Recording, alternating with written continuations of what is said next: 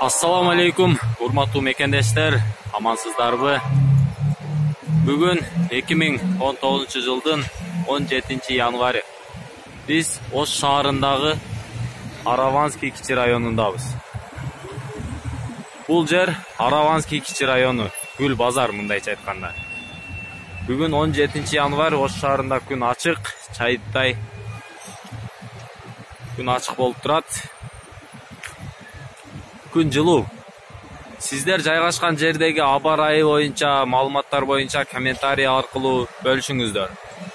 Бул жер Ош шаарында азыр менин байкашым боюнча моундай жол кыймылын көзөмөлдөө кызматы өз милдетин аткарып иштеп жатышат.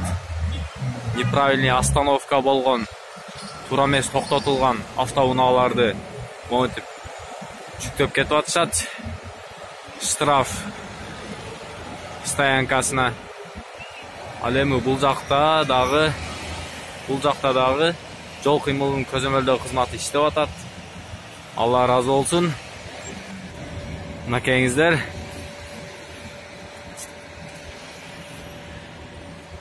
Ош шаарындагы Араванский кичи району.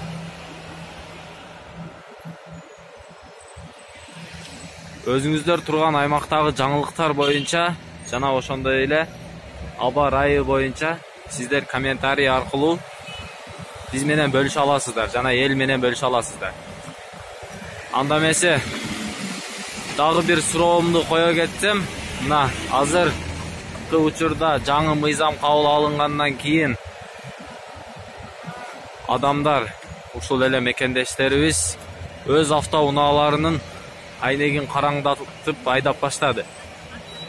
Ушул нерсеге болгон сиздердин көз карашыңыздар. Менин билишим боюнча бул айнегин караңдатып алуу боюнча транспорт министрлиги карайт экен. Ал иш боюнчачы. Ал жол кыймылын көзөмөлдөө кызматынын милдетинин катарына кирбейт экен. Ошондуктан ушул айнегин караңгылатуу боюнча сиздер өз пикириңиздерди, оюңуздарды ушул видео роликтин астына комментарий жазып калтырып кетсеңиздер болот, урматтуу туугандар. Өзүңүздөр билгендей эле Кыргыз Республикасында, биздин өлкөбүздө автоунаалардын кескин түрдө көбөйүшү бул бизге тыгынды жана пробканы жаратууда. Мынакейиңиздер, жол кыймылын көзөмөлдөө кызматы өз милдетин аткарып, жумуштарын аткарып атышат. Анда эмесе ушул жол тыгындарын алдын алуу боюнча кандай чечим кабыл алса болот?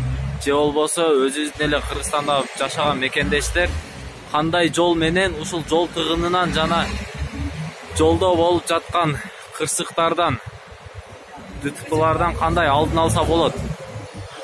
Менин оюмча ушул айнектерин, өз автоунаалардын айнектерин караңгылатып айдагандык бул кайдыгерлик, элдин жашоосуна кайдыгерлик жана өзүнүн эле жашоосуна кайдыгерлик болуп саналат деп ойлойм. Анда эмесе өз оюңуздарды бөлүшүңүздөр.